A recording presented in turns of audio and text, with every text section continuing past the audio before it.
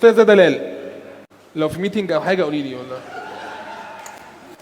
حابه اقرا البرقيه اللي حضرتك كاتباها؟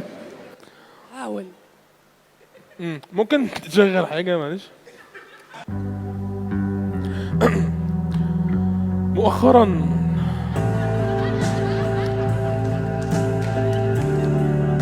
وده اللي بفتكره، كان فيه زوجين في قمة الوضع الرومانسي. شكرا انك كتبت رومانسي.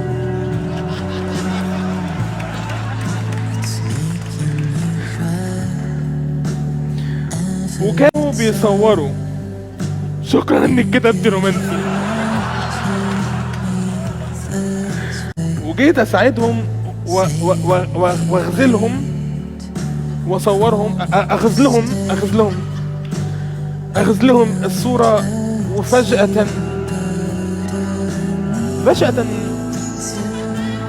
ظهر الربيع، وفجأة لقيت نفسي دخلت معاهم بالصورة سهل للتكملة.